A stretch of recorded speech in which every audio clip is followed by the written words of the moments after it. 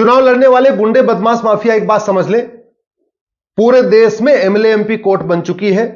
सांसदों विधायकों का मुकदमों का फैसला 1 साल में होता है। तो यदि गलती से चुनाव जीत गए तो आपका मुकदमा भी एमएलए एमपी कोर्ट में चला जाएगा, और एमएलए एमपी कोर्ट में जाएगा, डे टू डे हियरिंग होगी, तारीख पे तारीख नहीं मिलेगी, डे टू डे हियरिंग होगी और 1 साल के अंदर फैसला होगा।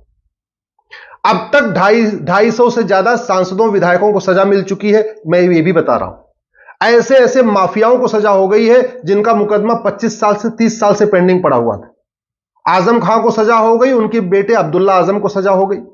अतीक अहमद को सजा हुई, उनके भाई अशरफ अहमद को सजा हुई। माफिया डॉन मुख्तार अंसारी को सजा हुई, उनके भाई अफजाल अंसारी को सजा हो गई।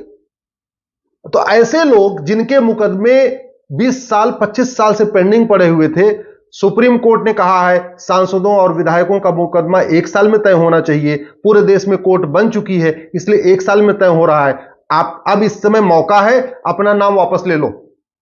मैं गुंडे बदमाश माफिया जो चुनाव लड़ रहे हैं उनको मुफ्त में सलाह दे रहा हूं, अपना नाम वापस ले लो, क्योंकि अगर जीत गए तो याद रखना सजा होगी। कोई नहीं बचा पाएगा। राजीव गांधी कोई नहीं, राहुल गांधी कोई नहीं बचा पाया, राहुल गांधी को सजा हो गई। अफजाल अंसारी मुख्तार अंसारी को सजा हो गई। आजम खां को सजा हो गई, उनके बेटे अब्दुल्ला आजम को हो गई है। देश भर में ऐसे 250 लोग सजा हो चुकी है। इसलिए अगर मौका है, टाइम है, तो अपना नामकरण वापस ले लो। अगर मौका नहीं है, डेट निकल चुकी है, तो चुपचाप घर में बैठ जाओ, चुनाव प्रचार बंद कर दो। और मैं देश की जनता से भी निवेदन कर रहा हूं, जहां जहां चुनाव हो रहा है वहां की जनता से रिक्वेस्ट कर रहा हूं, आपके क्षेत्र में जो गुंडे बदमाश चुनाव लड़ रहे हैं, इनके बारे में वहां कोर्ट को बताइए कि इनके खिलाफ इतने मुकदमे हैं। आप हमको भी ईमेल करिए। अगर ये जीत गए, इनके बारे में हाई कोर्ट को मैं अपनी तरफ से बता दूंगा। सुप्रीम कोर्ट मैटर अभी खत्म नहीं हुआ, अभी चल रहा है। अभी तो चुनाव लड़ने पे लाइफ टाइम जो बैन होना है वो मुद्दा बचा हुआ है, और जनवरी में फिर सुनवाई होगी। तो मैं जनवरी में बता दूंगा कि कितने गुंडे बदमाश जीते हुए हैं, इनके मुकदमों के लिए स्पेशल डायरेक्शन इशू करा दूंगा। ये मैं आपसे वादा करता हूं। तो जो लोग इस समय चुनाव लड़ रहे हैं वो भी ध्यान रखें। जो गुंडे बदमाश माफिया चुनाव लड़ रहे हैं, उनकी हिस्ट्री क्या है उसको निकाल के रखें।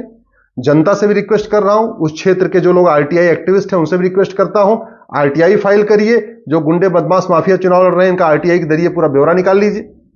आपको अगर पता है, सोशल मीडिया में लिखिए।